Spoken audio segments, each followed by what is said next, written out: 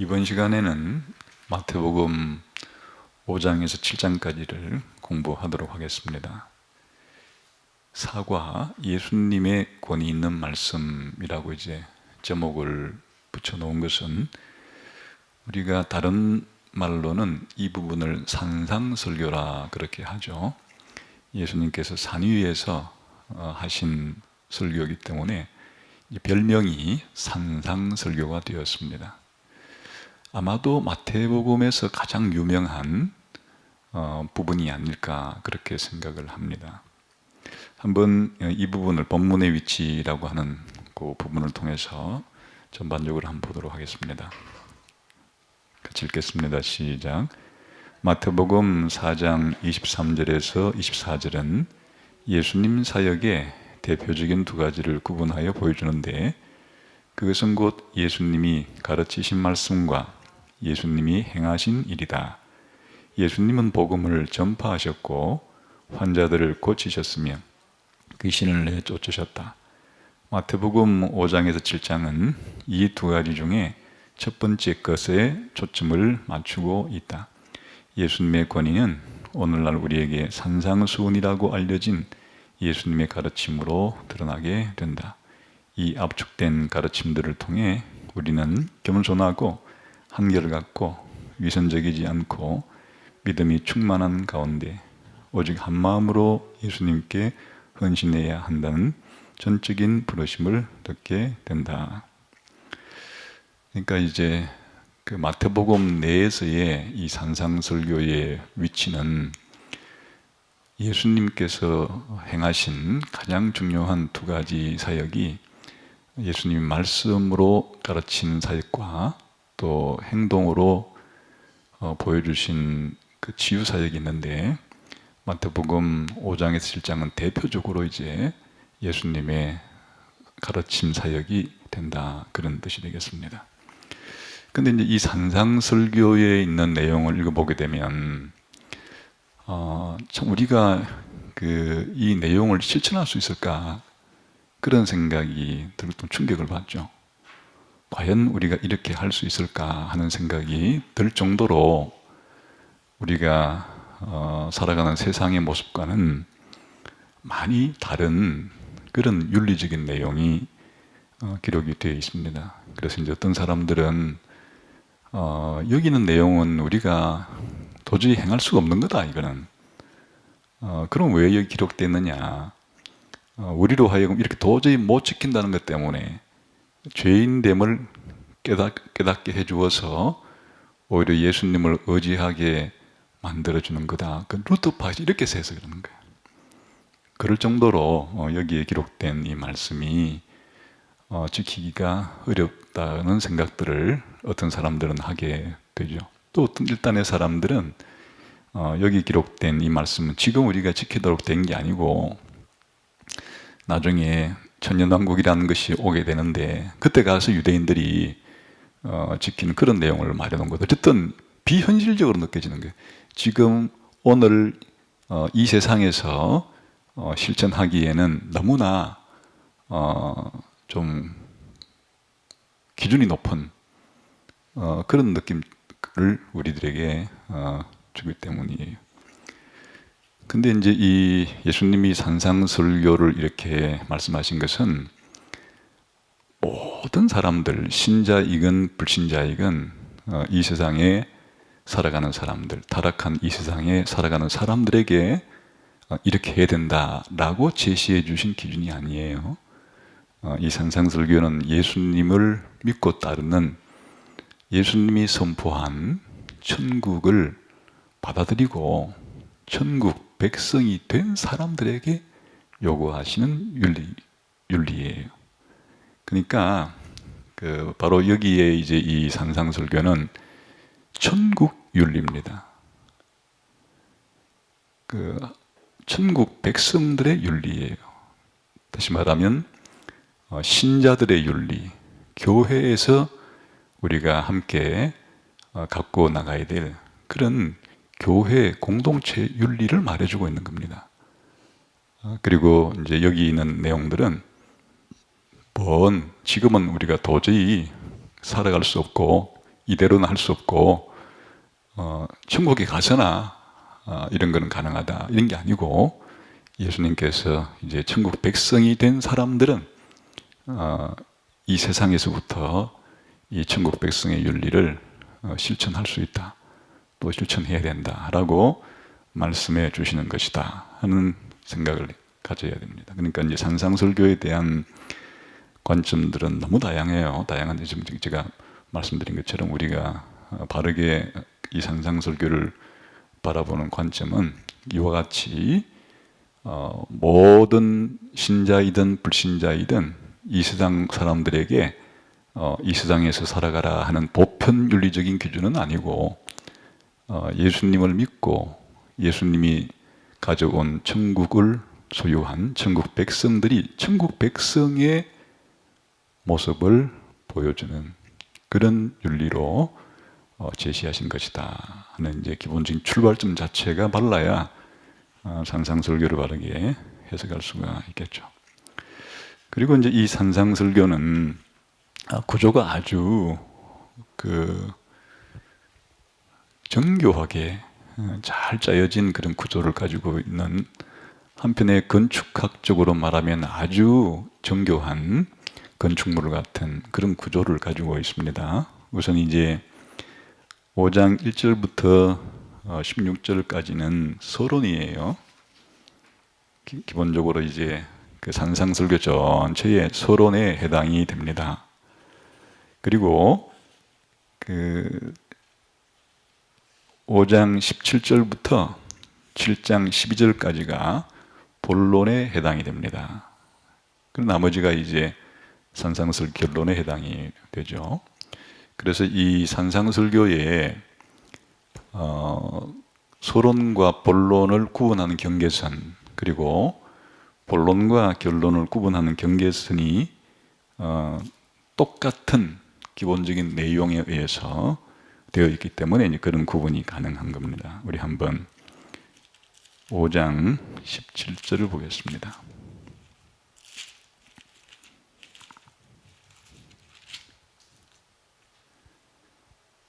읽어보겠습니다. 시작. 내가 율법이나 선지자를 폐하러 온 줄로 생각하지 말라. 폐하러 온 것이 아니요 완전하게 하려 함이라. 이게 이제 본론을 시작하는 구절이에요. 그 다음에 7장 12절을 봅시다. 시작. 그러므로 무엇이든지 남에게 대접을 받고자 하는 대로 너희도 남을 대접하라. 이것이 율법이요 선지자니라. 이게 공통된 단어가 나오죠. 율법과 선지자라는 단어가 본론의 앞뒤를 감싸고 있습니다. 그래서 이제 요 안에 들어있는 부분이 바로 본론에 해당이 된다, 그렇게 생각하시면 되겠습니다. 전체적으로는 이렇게 산상설교 더 세부적으로 들어갈 수는 있지만 기본적으로 이제 읽어가면서 좀 보도록 하고, 전체적으로는 바로 그 두 구절에 의해서 산상설교의 내용이 이제 서론과 본론과 결론으로 구성이 되어 있다, 그렇게 생각하시면 되겠습니다. 이제 한번 그 우선 서론 부분을 보도록 하겠습니다. 천국이 지닌 대학문화, 이런 제목을 가지고 지금 그 교재에서 제목이 지금 달려 있는데요. 우리 한번 그 문제를 읽어보겠습니다. 시작. 2장의 첫 구절들은 참 제자의 모습을 분명하게 보여준다.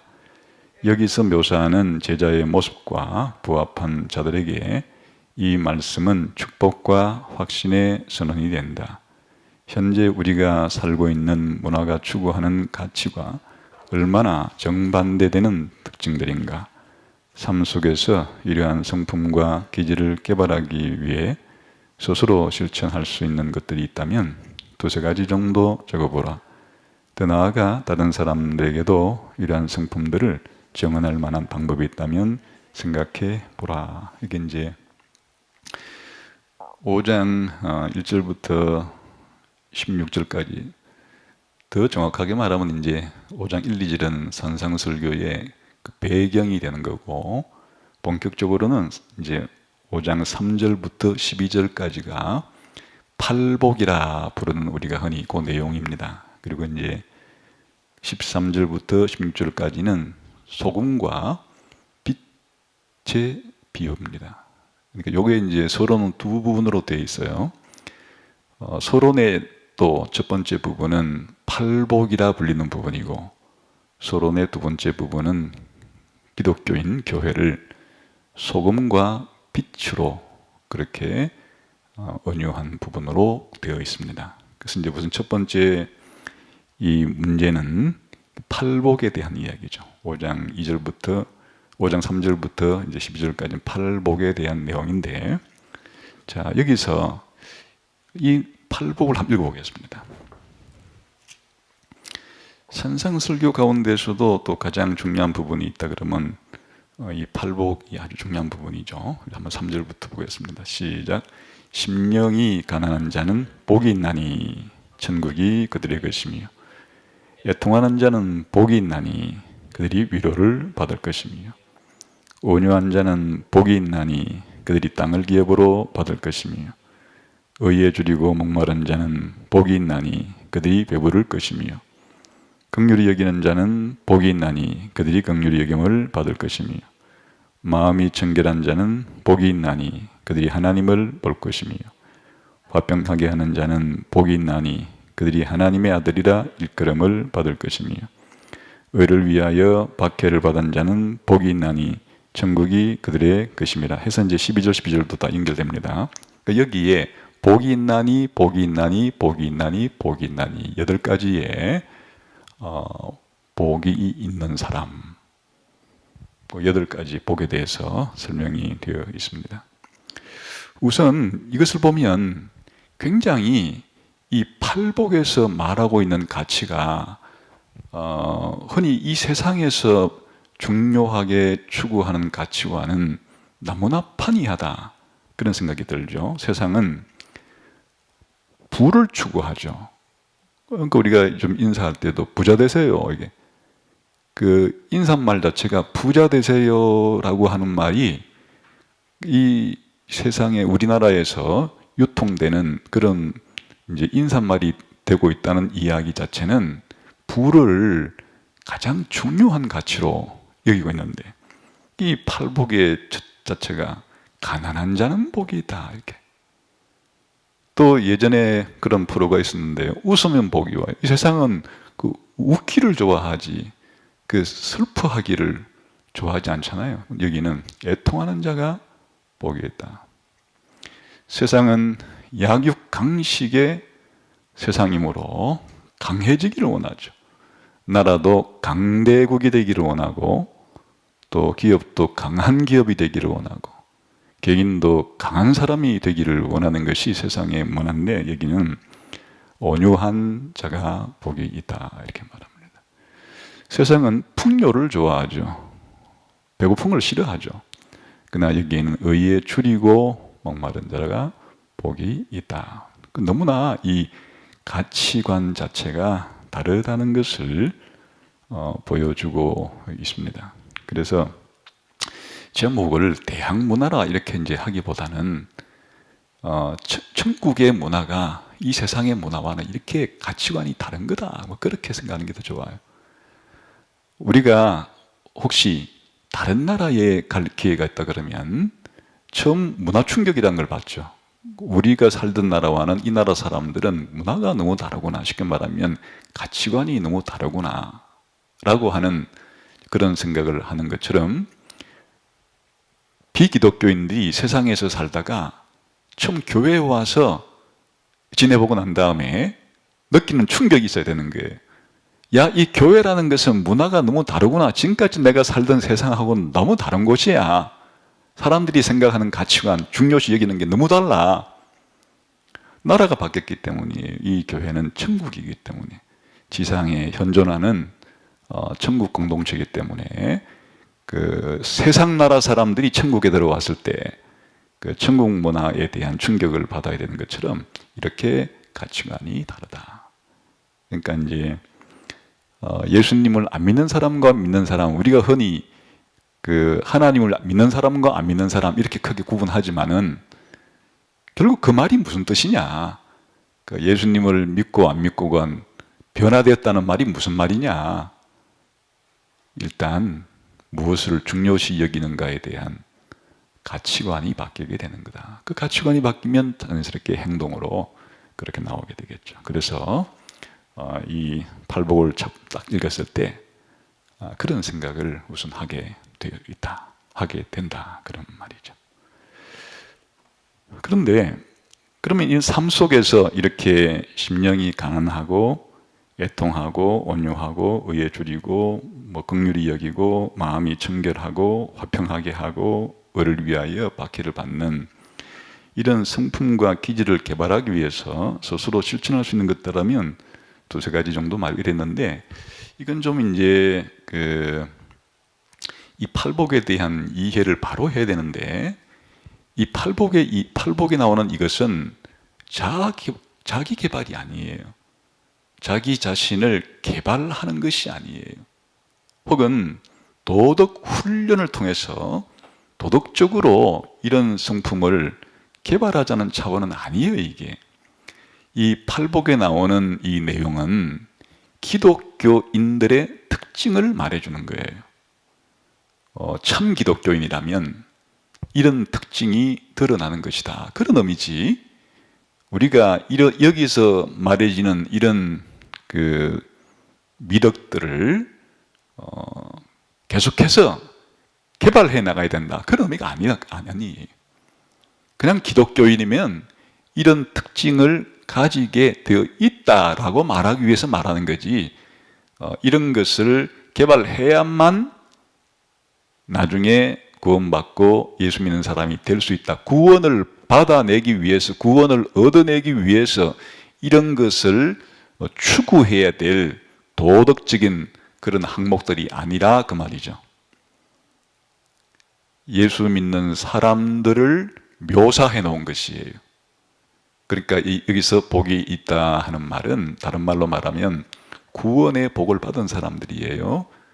예수님 믿고 구원을 받은 사람들은 이런 특징들을 드러내게 되어 있다, 그런 의미입니다. 그러므로 여기서 우리가 이런 특징들을 개발한다 그런 것은 이런 항목 하나하나에 대해서 타겟을 정해놓고 목표를 정해놓고 이런 하나하나를 갈고 닦는다, 그런 의미가 아니고, 기본적으로 성령님께서 신자들 안에서 만들어내는 그런 특징들이에요.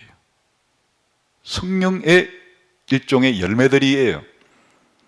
갈라디아에서 5장에서 말하는 성령의 열매는 이렇게 해서 사랑과 희락과 기쁨과 오래 참음, 자비, 양성, 충성, 온유, 절제, 이렇게 성령의 거기서는 9가지 열매라. 그것은 사람이 노력한다고 맺을 수 있는 것이 아니에요. 불신자들이 뭔가를 노력한다고 해서 맺어질 수 있는 열매가 아니고, 성령을 받은 사람들, 성령으로 변화된 기독교인들은 성령님이 그런 열매를 맺게 해 주시는 거예요. 여기서는 팔복이란 말로서 이렇게 설명한 것이고, 거기서는 성령의 열매라는 말로 설명한 것이고, 같은 내용들이에요. 그러면 이와 같은 특징들은 어떻게 잘 드러나는가?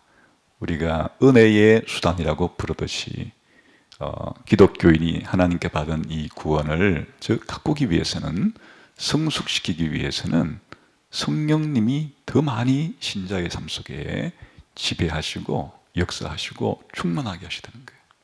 성령 충만한 길밖에는 다른 길이 없는 거예요. 그 성령 충만한 것과 더불어서 성령님이 사용하시는 것은 하나님의 말씀을 부지런히 읽고 지키고 하는 것밖에 없어요. 또한 하나님께 은혜를 구해서 이렇게 살아갈 수 있게 해달라고 기도하는 것밖에 없는 거예요. 성령과 말씀과 기도를 힘쓰는 것밖에는 우리가 하나님에 의해서 변화되어진 이와 같은 성품들을 더 성숙하게 만드는 다른 길은 없는 거예요.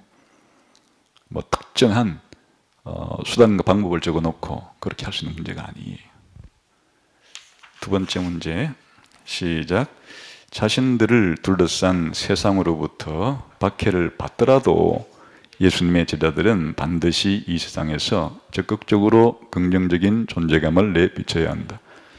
소금은 고기를 보존하는 데 있어 유익한 재료로 알려졌고, 빛은 어둠을 비추는 역할을 한다. 세상에서 빛과 소금의 공동체가 된다는 것이 뜻하는 바가 무엇일지 세 가지 예를 들어 말해보라. 그리스도인들이 자신들의 빛을 숨기려는 유혹으로 빠지는 근본적인 이유는 무엇이라고 생각하는가?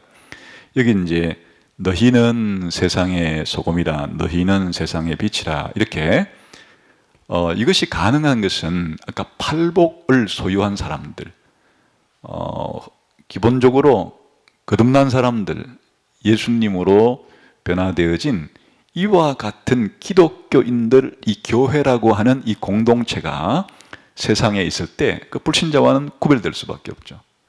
그 세상이 어둠이라면 교회는 빛이고, 세상이 그 부패의 못이라면 그 교회는 바로 그 소금이 되는, 뭐 억지로 되는 것이 아니에요. 그냥 기독교인이 되고 나면 세상에 존재하는 동안에 빛이 되는 거고 소금이 되는 것이에요. 그러니까 여기에 이제 빛과 소금이라고 하는 것은 일상생활에 가장 필요한 것이죠. 음식을 먹는 데 있어서 소금은 필수 중에 필수예요.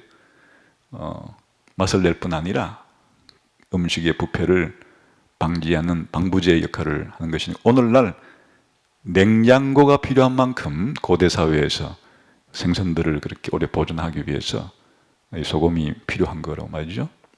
그리고 낮이 아닌 밤 생활을 위해서는 이 빛이 또한 필요하죠.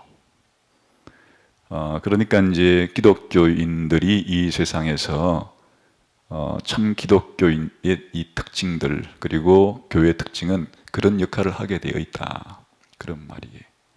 그래서 이제 이것 자체가, 빛과 소금이 된다는 것 자체가 이걸 은유적으로 표현한 것이기 때문에 우선 빛이 된다, 빛을 비춰준다 하는 것은 예수님이 뭐를 좀 말씀해 주고 있는 거예요? 회개하라, 천국이 가까웠다. 이 천국에 대해서, 예수님에 대해서, 우리가 흔히 말하는 복음에 대해서 성경 말씀을 가지고 교회는 가르치는 것이에요. 전파하는 것이에요. 그것이 바로 이 세상의 영적인 어두움을 밝혀주는 그런 기능을 하는 것이고, 말로만 하는 것이 아니라 우리가 예수님 믿고 변화된 이런 팔복을 소유한 삶을 살게 되면 우리의 행동도, 우리의 윤리적인 수준도, 도덕적인 이 수준도 탁월해지기 때문에 그것이 이제 함께 살아가는 사람들에게 윤리적으로도 도덕적으로도 영향을 미치게 되는 거죠. 그래서 이렇게 이제 세상은 빛과 소금이다, 이렇게 살아가는 것이. 그럼에도 불구하고 우리가 이렇게 살아가는 것이 힘겨울 수 있어요. 이 세상이 이제 이런 것을 싫어하는 거예요. 빛으로 오신 예수님을 좋아하면 사람들이 예수님 받아들이겠지만은, 빛으로 오신 예수님을 사람들은 싫어해요. 그러니까 반대하고 적대해요. 그러니까 교회도 그렇게 반대에 직면하고 핍박에 직면하고 할 수 있으니까 이제 기독교인들이 자신의 삶을 때로는 드러내기를 싫어하고 그럴 수는 있겠으나, 세상에 있을 때 기본적으로 교회가 얼마나 중요한 것인지에 대한, 기독교인이 얼마나 중요한 것인지에 대한 이런 정체성에 대한 자각이 필요한 거죠. 그래서 이제 기본적으로 너희는 이렇게 살아야 한다라는 게 본론인데, 너희는, 여기 너희는 누구예요? 바로 우리 기독교인들, 교회예요. 교회가 천국 백성이 이렇게 살아야 한다는 걸 말해주기 전에 바로 교회는 누군가 하는 정체성이 바로 이 서론 부분의 핵심이 되는 거예요. 교회는 바로 복을 받은 사람, 이런 팔복으로 말해지는 이런 성품을 지닌 사람이고, 이런 성품이 있을 때 교회는 세상에서 빛과 소금의 역할을 감당할 수 있다는 뜻이고, 그래서 본격적으로 이제 본론에서는 이렇게 살아야 한다 하는 내용을 이제 구성하는 거예요. 그래서 본론 부분을 들어봅시다. 본론은 5장 17절부터 7장 12절까지인데, 제목은 하나님 나라 안에서의 순종과 구약 일어났지만, 이제 기본적으로 교회가 천국 백성으로서 살아가야 할 윤리, 그러니까 천국 윤리 혹은 교회 윤리를 가리키는 겁니다. 자, 그러면 우리 한번 문제를 읽어보도록 하겠습니다. 시작. 마태복음 5장 17절에서 20절은 하나님 나라의 새로운 시대가 구약과의 연속성과 불연속성을 모두 지니고 있음을 보여준다. 예수님은 어떤 측면에서 구약이 여전히 중요하다고 강조하시는가? 구약이 이제 예수님을 통해 그리고 하나님의 나라 안에서 완성되었다는 사실을 예수님은 어떤 식으로 함의하시는가? 이제 산상설교의 이 본론 중에서도 5장 17절부터 요 20절까지는 또 산상설교의 본론 중에서도 서론이 되는 거예요. 한번 내용 읽어봅시다. 17절부터 20절까지 시작. 내가 율법이나 선지자를 폐하러 온 줄로 생각하지 말라. 폐하러 온 것이 아니요 완전하게 하려 함이라. 이게 이제 20절까지도 다 읽어볼까요? 시작. 진실로 너희에게 이르노니 천지가 없어지기 전에는 율법의 1.1획도 결코 없어지지 아니하고 다 이루리라. 그러므로 누구든지 계명 중에 지극히 작은 것 하나라도 버리고 또 그같이 사람을 가르치는 자는 천국에서 지극히 작은 다 일컬음을 받을 것이요 누구든지 이를 행하며 가르치는 자는 천국에서 크다 일컬음을 받으리라. 내가 너희에게 이르노니 너희 의가 서기관과 바리새인보다 더 낫지 못하면 결코 천국에 들어가지 못하리라. 여기에 이제 가장 중요한 사실은 예수님이 이 세상에 오신 목적이 무엇이냐? 예수님은 어떻게 말씀하셨는가 하니까 내가 율법이나 선지자를 폐하러 온 것이 아니고 완전하게 하려고 왔다. 여기 이제 율법과 선지자는 구약 성경을 통틀어서 말하는 표현입니다. 그러니까 이제 율법은 모세 오경을 가리키고 선지자는 나머지 성경 전체를 가리키는 거예요. 그러니까 우리는 흔히 오늘날 그냥 구약 성경 이렇게 부르지만 이 당시 그 유대인들은 우리가 오늘날 구약 성경이라고 부르는 부분을 율법과 선지자 이렇게 부르기도 하고 또 이제 율법과 선지자와 다른 글들 성문서 이렇게 표현하기도 하고 이제 구약 성경을 전체적으로 표현하는 말입니다. 그럼 예수님이 뭐라고 말씀하신 거예요? 예수님이 이 세상 오신 목적이 뭐라는 거예요? 나는 구약 성경의 내용을 폐지하고 새로운 내용을 가르쳐주러 온 것이 아니고 구약 성경을 성취하기 위해서 왔다. 완성시키기 위해서 왔다. 그런 말이에요. 그러니까 여기 이제 연속성과 불연속성이 있는 거죠. 예수님께서 오신 목적이 구약 성경을 없애버리려고 그 내용 자체를 폐지시켜버리려고 그 내용과는 전혀 다른 내용을 가르치려고 온 것이라면 뭐밖에 없는 것이에요? 완전히 예수님의 가르침은 구약 성경과 그냥 다르다 할 수 있겠지만 그렇지 않아요. 예수님은 구약 성경을 폐지하러 온 것이 아니라고 말씀해요. 구약 성경을 오히려 성취하고 완성하러 왔기 때문에 예수님과 구약 성경은 연속선상에 있는 거예요. 그런데 그럼 어떤 차이가 있는가? 바로 그 성취되기 이전과 성취의 차이가 있는 거예요. 예수님은 구약 성경을 완성하기 위해서 완전히 성취에 이은 것이니까 아직 구약 성경은 약속의 단계에 있었다면 예수님은 그 약속을 성취하시는 것이고 아직 구약 성경은 먼 미래의 일을 그림자처럼 미리 보여주는 모형의 역할을 하고 있다 그러면 예수님은 그 모형을 실체가 되게끔 그렇게 하러 오신 것이니까 여기에 차이도 있는 거죠. 그래서 이제 기본적으로 이 산상설교에 나오는 본격적인 윤리는 예수님이 구약 성경에서 요구하는 모든 것들을 다 성취했다는 것을 기초로 하는 거예요. 그러니까 이제 어떤 일이 생기는가 하면 바로 20절에 나오는 것과 같이 너희 의가 서기관과 바리새인보다 더 나아야 된다. 그 예수님이 이루신 이 그 구약 성경을 다 이루신 그 때문에 이제 예수님을 믿는 사람들, 바로 너희는 예수님의 제자, 천국 백성이 된 사람들은 적어도 그 당시에 유대인들 가운데 가장 최고의 그 성경을 이해하고 그대로 살아가려고 노력했던 바리새인과 서기관들보다 더 나은 도덕적인 수준, 윤리적인 수준을 가져야 된다. 이게 핵심이에요. 다시 말하면 여기 바리새인과 서기관을 그냥 빼버리고 그냥 이 불신자라고 넣어도 마찬가지예요. 이제 예수 믿는 사람들은 이 세상의 어떤 도덕 군자보다도 더 도덕적으로 탁월한 삶을 살아야 된다. 그게 왜 가능하게 됐느냐? 두 가지 이유 때문에 가능하게 된 거예요. 하나는 이제 예수님께서 뭘 했다 그랬어요? 구약 성경의 모든 기준들을, 구약 성경이 이렇게 하라 하지 말라 한 모든 것들을 예수님께서 다 어떻게 하셨다고요?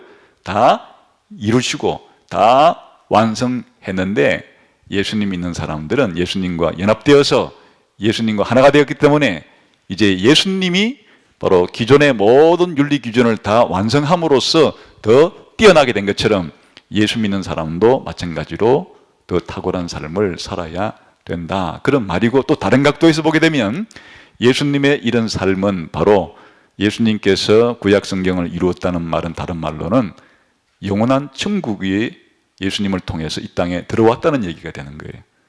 그래서 예수 믿는 사람들은 예수님을 믿게 되었다 그러면 바로 어떤 사람이 된 거냐? 이게 천국에 들어온 사람인 거예요. 천국 백성이 된 거예요. 그러니까 천국 백성들의 윤리는 무슨 윤리보다 더 나아야 되는 거예요? 이 세상에 살아온 사람보다 더 뛰어난 곳이 천국이지, 천국에 들어가는 사람들이 이 세상, 타락한 이 세상의 사람들보다 이 도덕적으로 또 못해서는 안 되는 거 아니에요? 그래서 이제 이게 이 서론이라고 해요, 본론에. 그 나머지 이제 내용들은 바로 이것들에 대한 예를 제시하는 거예요. 예를 들면 이런 뜻이에요. 예를 들자면, 이제 지금부터는, 지금 말한 이것이 대 원리고, 예를 들자면. 자, 예를 들자면 이제 6개가 나와요. 그 다음에 문제를 한번, 봅시다. 시작. 마태복음 5장 22에서 48절에서 예수님은 제자들이 구약 율법의 완전함을 따르는 삶과 당대의 종교 지도자들보다 더 헌신된 순종의 삶이 의미하는 바를 6개의 예를 들어 설명해 주셨다. 여기에는 분노, 음욕, 이혼, 남을 대하는 태도가 포함된다. 이렇게 철저하고 한결같은 순종이 일상에서 어떤 모습으로 드러날 수 있는지를 확인하기 위해 예수님이 말씀하신 예들을 각각 한 문장으로 요약해 보자. 이제 여기에 보면 6가지 예가 살인에 대해서, 간음에 대해서, 이혼에 대해서, 맹세에 대해서, 보복에 대해서, 원수사랑에 대해서 6가지 주제예요.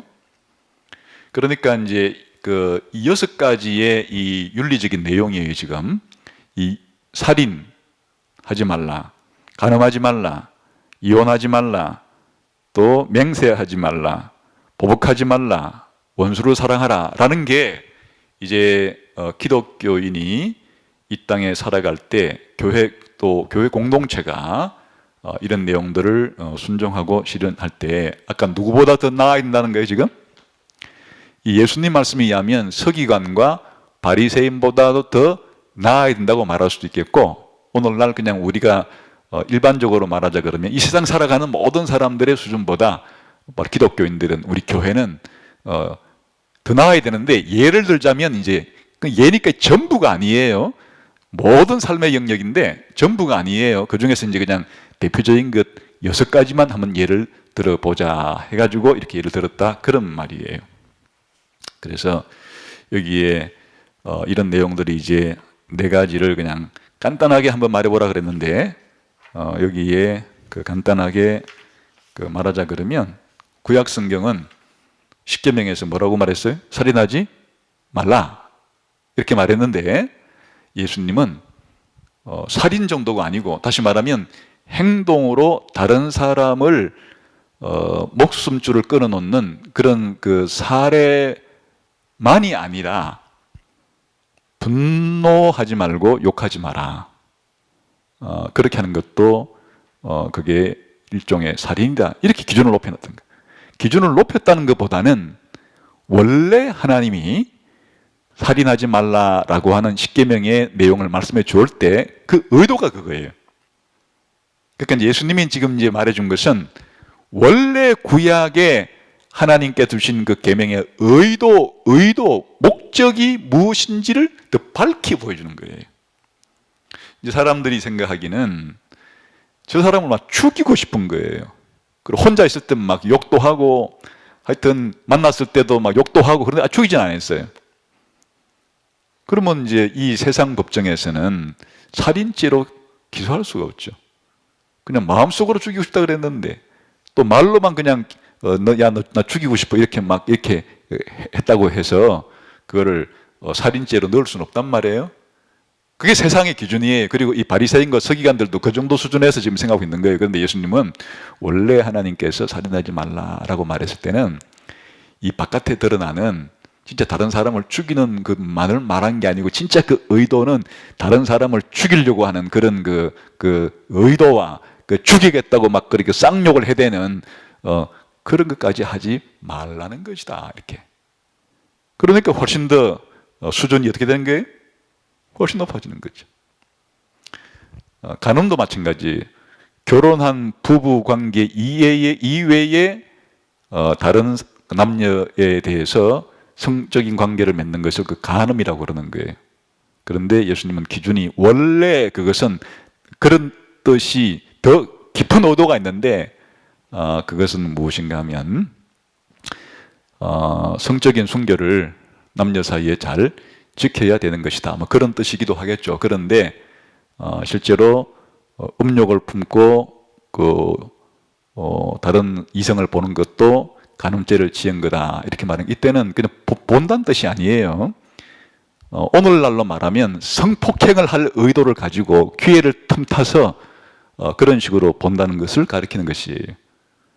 그러니까 그것은 실행에는 옮기지 않았지만은 그럴 정도로 이성에 대해서 그 탐심을 가지고 언젠가 내가 기회가 되면 저렇게 해볼 생각을 가지고 이렇게 하는 것 자체는 실행은 하지 않았지만은 하나님 보시기에는 다 그것도 간음죄를 짓는 것과 마찬가지다. 그런 식이다 그거예요.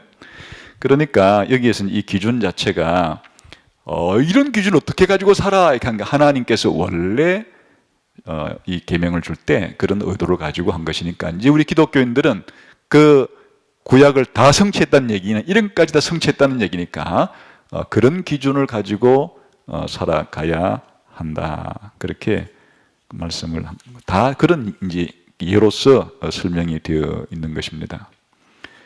그래서 여기에 그 나머지 내용들도 다 그런 내용들이에요. 그러니까 여기 있는 기준들이 너무 높아 이렇게 이제 생각하기가 쉬운데 이 너무 높다고 생각하는 기준은 이 당시에 서기관과 바리새인들이나 오늘날 이 땅에 우리가 일반적인 국가에서 운영하는 이런 국법에서는 실제로 행동으로 옮긴 것만을 그렇게 이제 죄로 인정하고 마음속으로 그런 생각을 품는 것은 아직은 그와 같은 죄로는 인정하지 않지만은 원래 그런 계명을 준 것 자체가 하나님께서 볼 때는 이 마음속으로부터도 그런 생각을 아예 하지 않게끔 하려고 한 거지. 마음속으로는 온갖 그런 걸 다 하고 싶은데 그냥 경찰 때문에 아니면 감옥 들어가기 싫어서 안 한다? 그건 아니란 말이죠.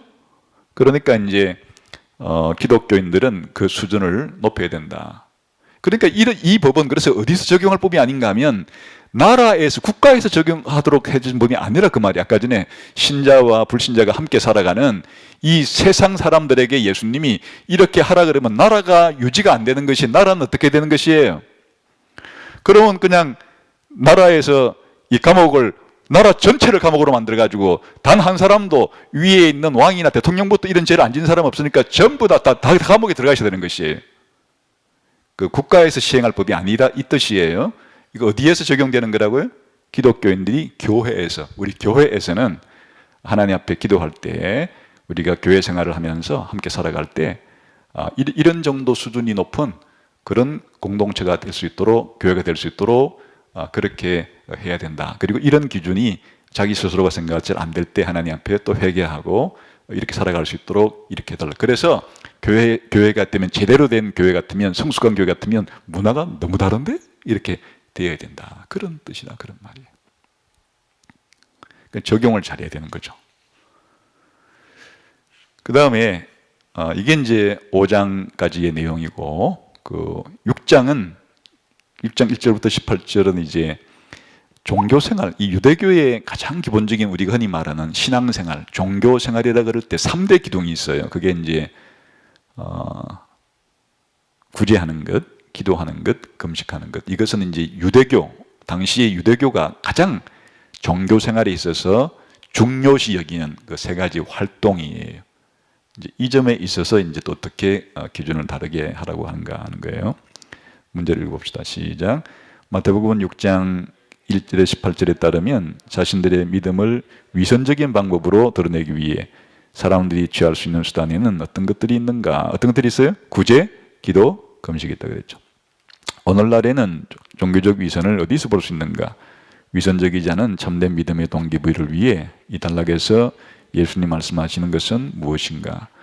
그러니까 이제 오늘날 뭐 똑같은 이런 내용만 가장 중요시 여기지는 건 아니겠죠. 오늘날 또 그 교회들이나 또 우리 기독교인들이 어쨌든 종교생활이라고 부르는, 신앙생활이라고 부르는 그런 영역에서 그럼 무엇이 이제 위선이 되는가가 보면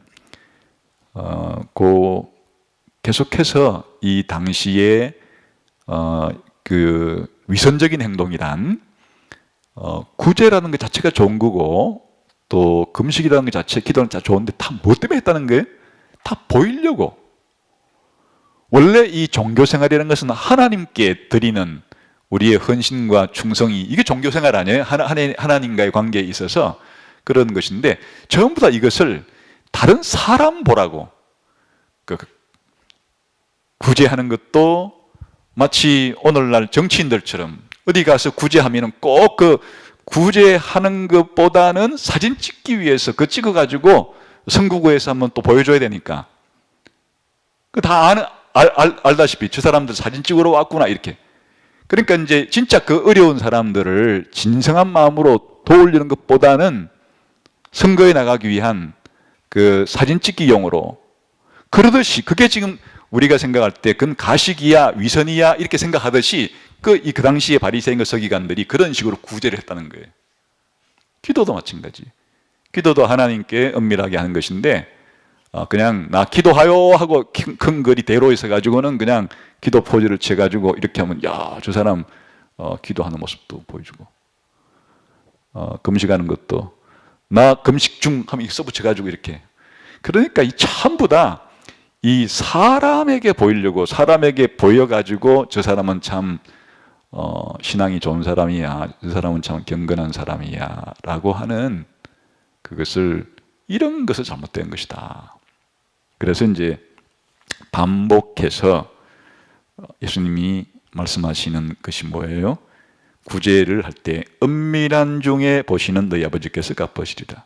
기도할 때 은밀한 중에 보시는 내 아버지께서 갚으신다. 금식할 때 은밀한 중에 보시는 내 아버지께서 갚으신다. 우리가 신앙생활 할 때 사람 보이려고 하는 게 아니고 하나님 보시라고, 하나님 앞에서 그렇게 이제 신앙생활을 해야 되는 거다. 근데 사실 우리도 이런 그 수준에 떨어질 때가 뭐 참 많이 있어요. 그냥 그 대표적인 게 그 뭔가 하면 기도예요. 우리가 이렇게 대표 기도 같은 것들을 시킬 때 대표 기도를 하건 혼자 개인 기도를 하건 기도는 하나님께 하는 거예요.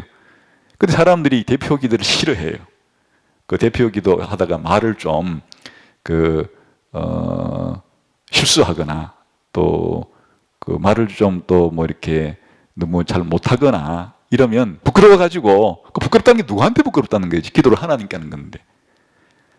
갓난아이가 옹알이를 그냥 이렇게 하든 성숙한 자녀가 부모에게 유창하게 말하건, 부모는 부모로서 다 그 자식이 말하면 다 그것이 다 흐뭇하고 다 하는 법인데, 내가 기도할 때 좀 말이 좀 서투르고 이렇게 하면 그 하나님께 부끄럽다는 얘기 아니죠. 지금 다른 사람한테 좀 부끄럽게 느껴진다는 얘기, 뭐 그런 거예요. 헌금도 마찬가지예요. 헌금도 그냥 예를 들어서 들어올 때 헌금함에다가 놓고 들어오게 하는 거하고, 또 전통적인 방식으로 그 헌금 시간에 이렇게 헌금을 거둘 수 있도록 하게 되면 헌금이 바구니가 자기 앞에 올 때는 다른 사람 때문에라도 이렇게 하는데 그거 안 할 때는 하지 않는다. 또 이런 코로나 이런 사태로 인해서 지금 집에서 예배 드리는 분도 많을 텐데 주일날 교회 오게 되면은 헌금을 드리는데 집에 있으니까 또 헌금 잘 안 하게 된다. 전부 다 이것이 신앙생활이라는 게 하나님을 향해서 하나님께 드리는 건데 이거를 다른 사람 보다시피 한다. 이런 경우가 뭐 허다한 거죠. 오늘날도 그러니까 여전히 위선은 뭐 이것만 그런 게 아니고 많이 우리 생활이 배어 있는 거죠, 사실은. 배어 있는 거예요. 그런데 신앙생활에 있어서 가장 중요한 요소는 물론 보이게 돼 있죠. 또 보일 수도 있고 안 보일 수도 있고 어떤 부분에는. 제일 중요한 것은 하나님 은밀한 중에 보시는 하나님 앞에서 행하는 거다. 사람이 알아주든 몰라주든 그런 뜻. 사람이 알아주든 몰라주든. 근데 우리가 이런 요소가 많이 좀 약하잖아요. 자, 그 다음에 이제 6장에 들어가게 되면 그 뒷부분에는 우리의 물질 생활, 우리의 이 소유 문제에 대한 것이 나와요. 자, 그 다음 시작. 돈과 물질의 소유에 대한 우리의 태도는 우리 삶의 가치와 충절을 어떻게 드러내는가? 어떻게 드러내는가 하면 물질이 있는 곳에 내 마음이 있다.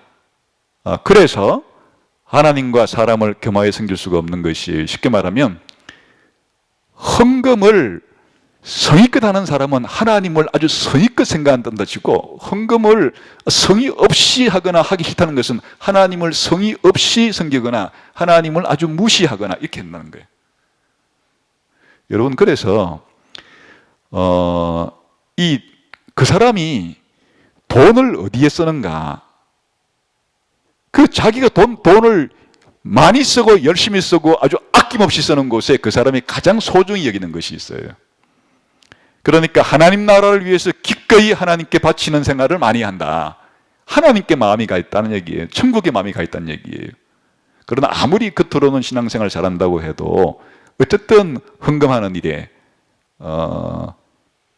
소홀히 하는 것은, 아무리 말로는 자기가 신앙생활을 잘한다고 할지라도 실제의 자기 본색은 돈을 어디다 쓰느냐 하는 것이 굉장히 중요한 문제죠. 그 다음에 염려의 문제. 그러면 돈이 좀 없을 때도 사람이 어떻게 살아가지 염려하는데, 그 염려는 무엇인가 하면 믿음이 적은 것이다. 왜 염려가 생기는가? 수많은 이유를 들 수 있지만 핵심은 믿음이 적기 때문이다. 왜냐하면 하나님은 자기 자녀들에게 무엇이 써야 할지를 아시는 분이시고, 그러니까 적어도 이 땅에서 부자 되게 만든다는 약속은 없어요. 그러나 하나님께서 우리들에게 이 땅에서 살아가는 동안에 각자가 살아가는데 그 사람이 해야 할 일에 비추어서 필요한 만큼은 공급해 주신다고 하는 믿음이 있어야 되는데 그게 없으니까 염려하고 있는 것이다. 그런 뜻이. 그래서 궁극적으로 이 믿음은 하나님이 내 아버지시다 라고 하는 것에 대한 확신과 연결되어 있다. 그런 뜻이죠. 그 다음에 이제 7장에 들어가게 되면 기본적으로 이제 대인 관계에 있어서 남을 비난하는 문제와 연결되어 있습니다. 5번째 문제 읽어봅시다. 시작. 마태복음 7장 1에서 5절에 따르면 우리는 어떤 의미에서 남을 비판하지 말아야 하는가? 다른 사람에 대한 평가나 의견 자체를 모두 금해야 하는 것인가? 어떤 상황에서 우리가 반드시 남을 판단해야 한다는 사실이 6절에서 어떻게 함의되고 있는가? 그렇다면 여기서 예수님이 정죄하고 계시는 마음의 태도는 무엇인가? 여기 보면 7장 1절에 이런 말이 나오죠. 요 읽어보겠습니다. 7장 1절에 비판에 대한 말씀이에요. 시작. 비판을 받지 아니하려거든 비판하지 말라. 너희가 비판받는 그 비판으로 너희가 비판을 받을 것이고 너희가 헤아리는 그 헤아림으로 너희가 헤아림을 받을 것이니라. 비판하지 말라. 왜 비판하지 말라고 했을까 하는 거예요. 너희가 비판한 그 기준으로 너희가 받는다. 그러니까 이제 여기서 우리가 비판하지 말라고 할 때에 이 비판과 판단은 어떤 의미에서의 말인가 하면 기준이 자기 자신이 잘못한 거에 대해서는 관대해요. 근데 꼭 남이 잘못한 것만을 볼 때는 참을 수가 없어요. 그래 이제 그가 뭐라고 말하는가 하니까 자기 눈 속에 이 기둥이 하나 들어있는데 그거는 아무리 기둥이 커도 그냥 뭐 없는 것처럼 느껴지는 거예요. 근데 다른 사람의 눈에 조그마한 티 하나가 박혔는데 크게 보여요. 그걸 막 지적하는 거예요.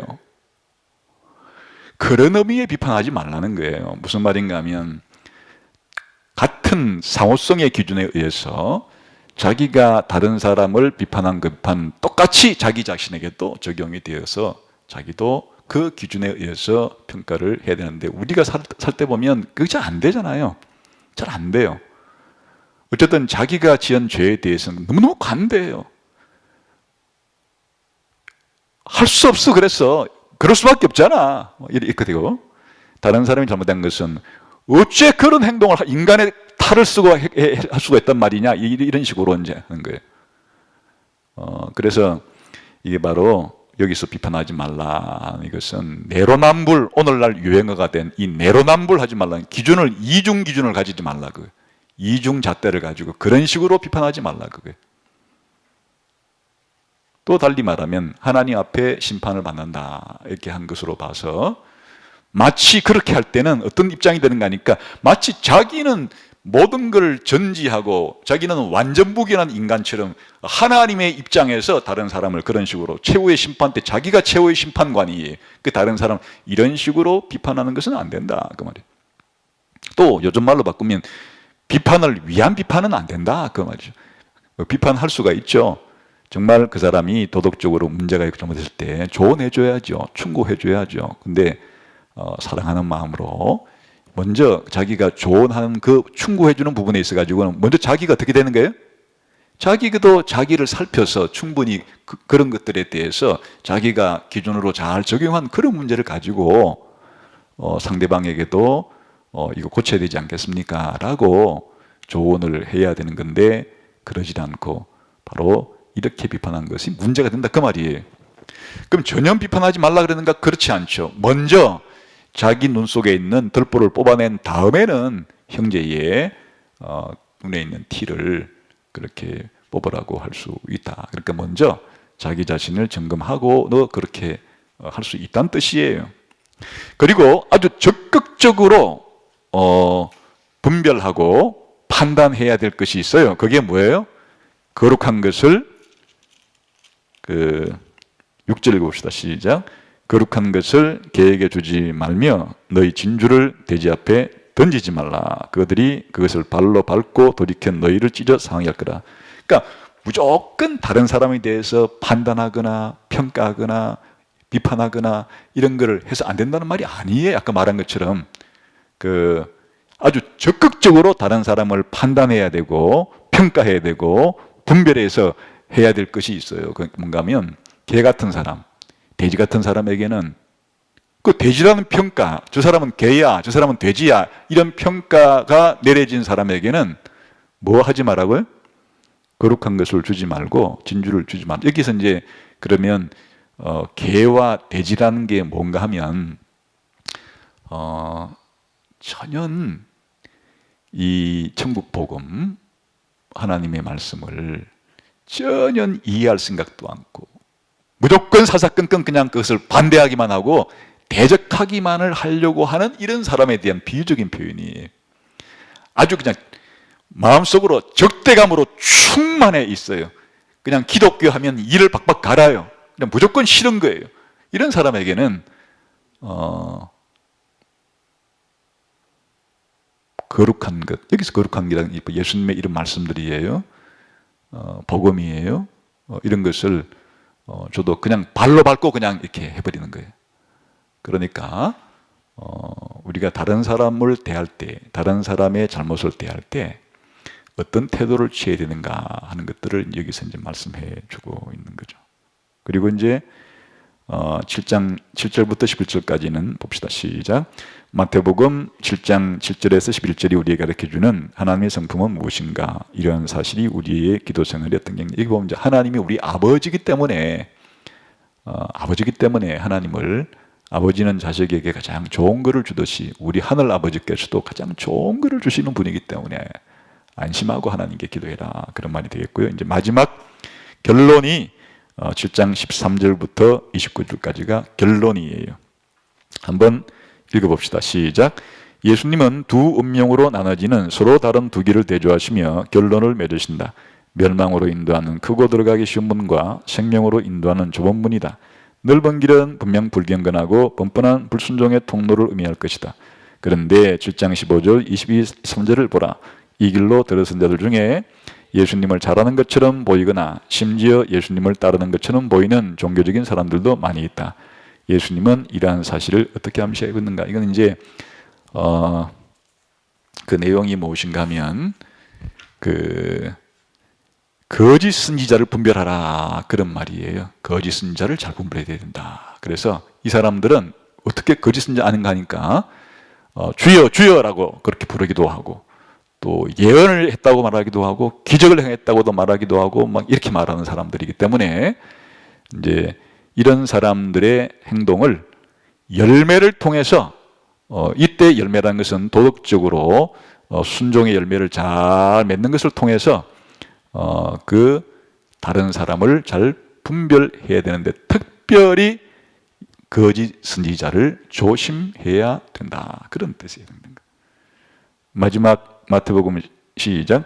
마태복음 7장 15절 27절은 철저하게 진심으로 순종하는 삶의 길을 다양한 방식으로 어떻게 묘사하는가. 이가 그 말은 두 나무, 좋은 나무가 있고 나쁜 나무가 있고, 두 건축자, 반석 위에 집을 짓는 사람이 있고 모래 위에 집을 짓는 사람이 있고, 그래서 이 순종하는 삶을 살기 위해서는 아까 말씀드린 것처럼 기본적으로는 열매로 나무를 분별해야 하듯이 바로 거짓 선지자를 잘 분별해야만 되는, 안 그러면 그 거짓 선지자들이 이끄는 대로, 거짓 선생들이 가르쳐주는 대로 우리의 삶이 부패해지기 때문에 그것을 잘 열매를 가지고 잘 그 거짓 선생들을 잘 분별해야 된다. 우리 시대에 너무나 횡행하고 있기 때문에 사람들이 그 선생을 잘못 만나게 되면 인생 망치는 거예요. 그래서 그 선생을 잘 분별해야 된다. 근데 그 거짓 선생들이 온갖 그 잘못된 가르침뿐 아니라 윤리적으로 온갖 잘못된 걸 해도 좋다고 따라다니는 사람들이 있어요. 그럼 그렇게 자기 인생 망치는 거죠. 우리가 순종의 삶을 잘 살려고 하면 이런 거짓 선생들을 대단히 조심해야 된다, 그런 뜻이고요. 마지막으로는 순종해야 된다. 하나님의 말씀을 잘 듣고 우리가 믿는다고 하는 사람들은 순종해야 된다. 이 산상설교를 들었으면 순종하는 사람만이 반석 위에 집을 짓는 사람 같아가지고 아무리 비가 내리고 그냥 폭풍 바람이 불고 해도 그 집이 튼튼한 것처럼 우리의 삶이 반석 위에 짓는 삶 같은 삶은 무슨 삶이냐? 이런 산상설교 내용을 어떻게 하라고요? 배워서 순종하고 지키려고 하는 그런 그 말씀을 듣고 지키고 순종하려고 하는 사람이어야만 지혜로운 건축자와 같은 사람이고, 그냥 듣긴 듣는데 순종하지를 않고 순종하려고 하지도 않는 사람은 모래 위에 집을 지은 사람 같아가지고 비가 오고 폭풍이 오고 할 때 반드시 집이 무너지게 된다. 그래서 이 산상설교, 좁게는 산상설교, 크게는 성경 하나님의 말씀을 배울 때 우리들은 배운 내용을 지키고 순종하려고 해야지, 지키고 순종할 생각은 하지는 않고 그냥 듣는 것으로 그치고 한 귀로 듣고 한 귀로 그냥 통과시켜버리는 이런 삶을 사는 것은 어리석은 사람이고, 하나님 말씀을 잘 지키려고 노력하는 사람은 지혜로운 사람이어서 반석 위에 집을 짓는 사람 것과 같은 것이다. 이게 결론이에요. 그러니까 잘 지키라는 것이 결론이에요. 자, 오늘은 이 시간에는 여기까지 산상설교를 아주 객관적으로 살펴보았는데 이것이 여러분에게 새로운 하나님 말씀을 배우고 순종하려고 하는 그런 동기부여가 되기를 주님의 이름으로 축원합니다. 감사합니다. 마치겠습니다.